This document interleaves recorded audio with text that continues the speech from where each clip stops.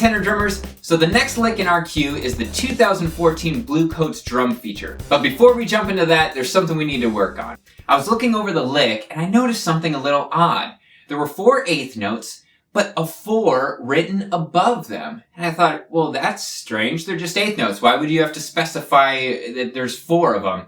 And then I realized, oh, we're in a 3/4 time signature. So those 4 eighth notes are not over the usual 2 counts, they're only over a count and a half. So basically those 4 eighth notes are in the space of 3 eighth notes. Okay, so it's what's commonly referred to as 4/3. 4 against 3, 4 against 3. So before we jump into some crazy lick, I wrote a short little exercise that'll help us figure out exactly how fast to play these notes. Before we look at this exercise, I just want to kind of prove to you that this concept is really not that difficult to understand. Alright, so first I want you to play 1 measure of triplets and then 1 measure of 16th notes. Alright, so 4 counts of triplets, 4 counts of 16th notes. Here we go.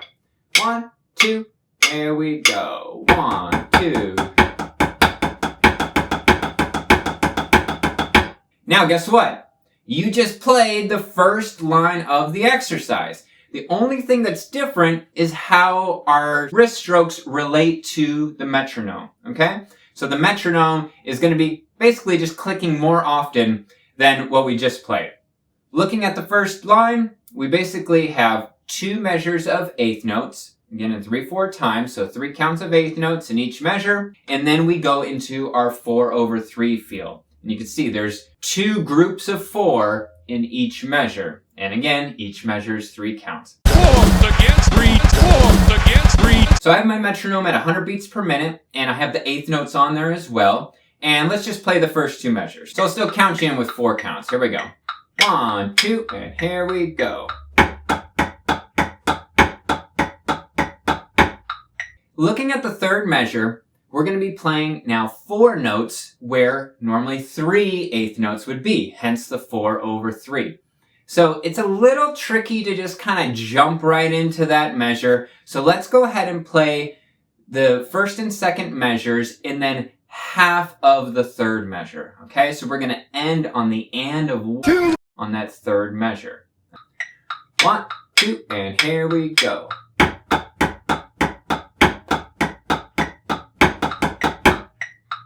So see how that group of 4 releases right on the and of 2. Here we go. 1, 2, same thing, go.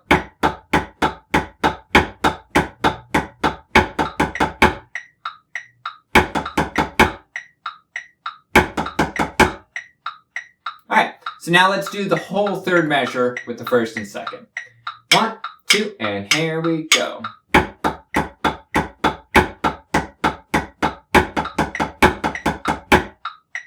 One, 2, here we go.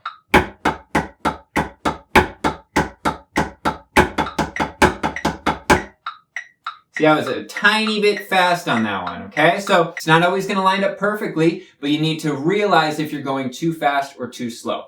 All right, so the rest of the first line is just another measure of the 4/3. So let's try the entire top line. Here we go. 1, 2, and here we go.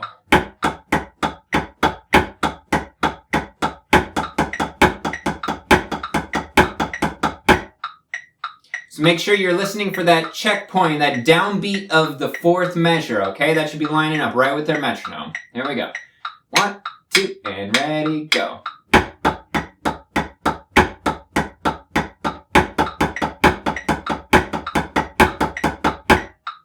Alright, so now let's move on to the second line. So now we're basically just cutting it in half. We're going to do 1 measure of eighth notes, 1 measure of the 4/3, 1 measure eighth notes, 1 measure 4/3. And this is a little bit more similar to the actual Bluecoats lick. 1, 2, and ready, go.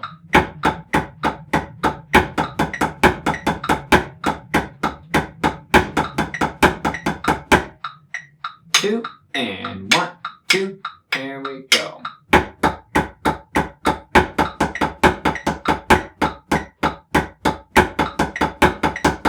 So again, Make sure you're playing this with your metronome and really analyzing every kind of downbeat that should line up with the metronome.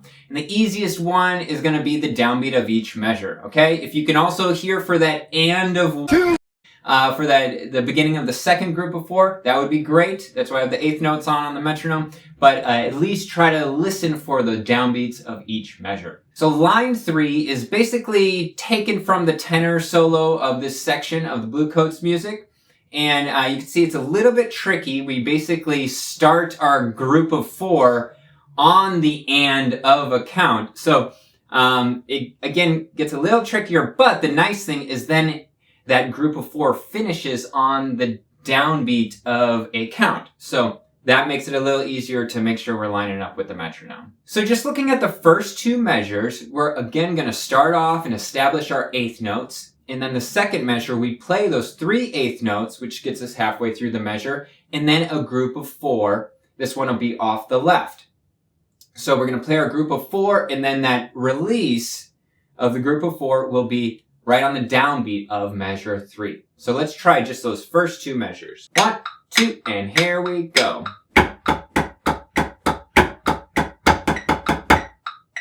1, 2, and here we go.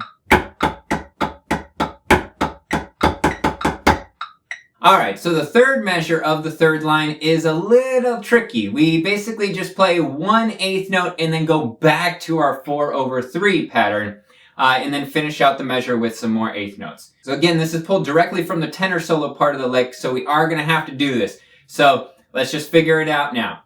Again, the nice thing about this, since the group of 4 starts on the and of 1, it'll finish right on the downbeat of count 3. So that gives us a nice checkpoint to make sure that we are playing the correct speed, and then we can go from there. Alright? So let's try just that third measure of line 3. This is actually a left lead, so we're going to start with a left 8th note, and then our group of 4 off of the right. Okay?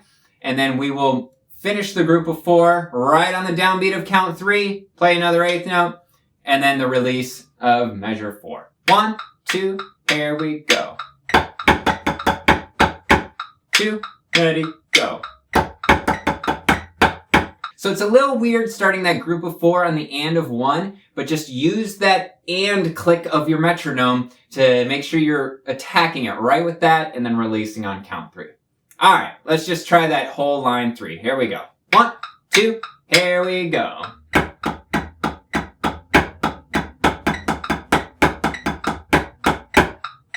Two, and 1, 2, here we go.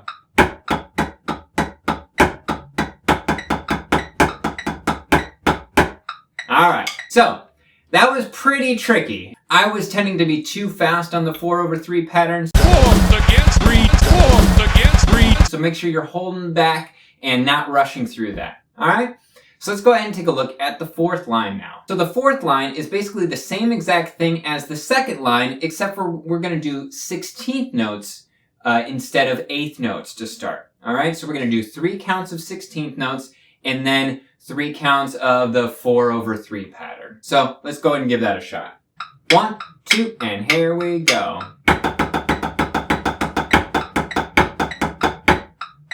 1, 2, and here we go. Alright, and then the last line is basically the same exact thing as the 4th line, except for we have a slightly different finish on the end. And this is, again, pulled straight from the kind of full battery portion of this lick. Alright? So you can see we start with 3 counts of 16th notes again, and then we just do 1 4/3 pattern, and then we have some dotted 8th notes to finish out the measure. Okay? So those dotted 8th notes are a little tricky. Just a reminder, normally it would be 1 E and a 2 E and. But since this pattern starts on the and of 2, we're going to be playing and a 3 E and a 1. So let's go ahead and try that. Let's just jump in, try it with the metronome, and see what happens. 1, 2, and here we go.